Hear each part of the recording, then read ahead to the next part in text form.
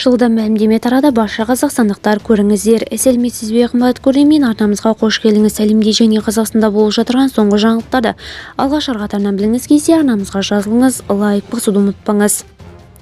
11 қазанда еліміздің бірқатар өңірінде екпінді жел, үсік, тұман мен шаңды дауыл күтіледі.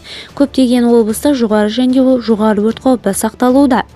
Маңғыстау облысының оңтүстігінде, орталығында шаңды дауыл күтілуде. Оңтүстік-шығыстан жел соғады.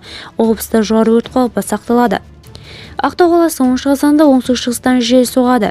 Жетісу облысында түнде 1-6 градус үсік күтіледі. Талдықорғанда 10-11 қазанда түнде 4-6 градус үсік күтіледі.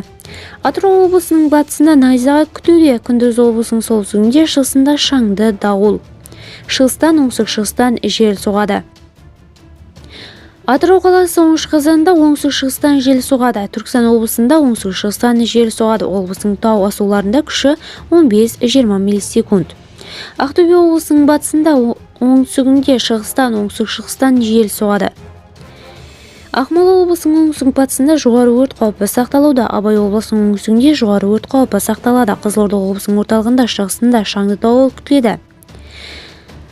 Ұлытау облысының шығысында жоғары өрт қаупі, облысының оңтүстігінде төтенше өрт қаупі сақталады. Қарағанды облысының солтүстігінде тұман күтіледі.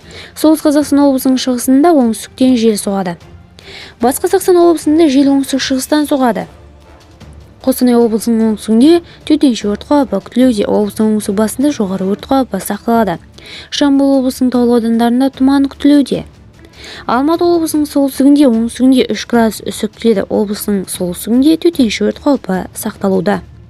Видеомыз кеңінен таралу үшін лайк басып, жақындарыңызға таратуды ұмытпаңыз. Бізді бақылауды жалғастырыңыз.